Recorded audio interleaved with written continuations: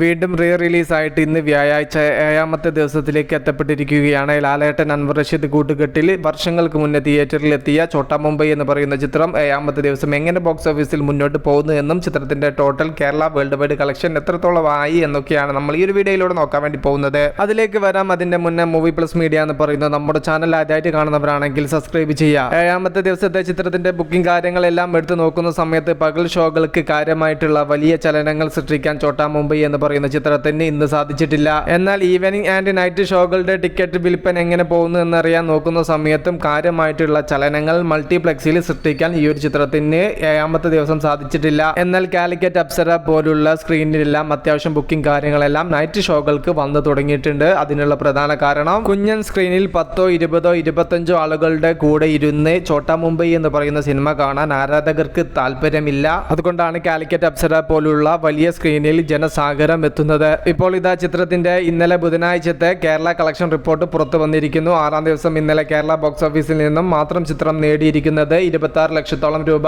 അങ്ങനെ ചിത്രത്തിന്റെ 6 ദിവസത്തെ ടോട്ടൽ കേരള കളക്ഷൻ 2,63,00,000ത്തിലേക്കും ചിത്രത്തിന്റെ ടോട്ടൽ വേൾഡ് വൈഡ് കളക്ഷൻ 2,90,00,000, 2,95,00,000 എന്ന റേഞ്ചിലേക്കും എത്തപ്പെട്ടിരിക്കുന്നു. ചിത്രം നാളെ റെസ്റ്റ് ഓഫ് ഇന്ത്യയിൽ കൂടെ റിലീസിനെത്തുകയാണ്. അവിടെയും കൂടെ സിനിമ ക്ലിക്കായി കഴിഞ്ഞാൽ സിനിമക്ക് ഇൻഡസ്ട്രി ഹിറ്റ് എന്ന് പറയുന്ന റിലീസ് ടാഗ് ലൈൻ നേടിയെടുക്കാൻ സാധിക്കും. റിലീസ് ചെയ്ത് റെക്കോർഡ് കളക്ഷൻ നേടിയ ഇൻഡസ്ട്രി ഹിറ്റ് എന്ന് പറയുന്ന ആ ഒരു ടാഗ് ലൈൻ ഇപ്പോൾ ദേവദൂതൻ എന്ന് പറയുന്ന ലാലേട്ടന്റെ തന്നെ റിലീസ് ചെയ്ത സിനിമയുടെ കയ്യിലാണ്. ആ ഒരു നേട്ടം ലാലേട്ടൻ ചിത്രമായ ചോട്ടാ മുംബൈ എന്ന ചിത്രത്തിന് മറികടക്കാൻ സാധിക്കുമോ എന്നുള്ളതാണ് നാം ഇനി ഉറ്റുനോക്കുന്നത്. കാത്തിരിക്കും സിനിമകളുടെ കൂടുതൽ അപ്ഡേറ്റുകൾക്ക് വേണ്ടിയിട്ട് മൂവി പ്ലസ് മീഡിയ. ഞാൻ ജിനു ജനാസ്. Okay, by.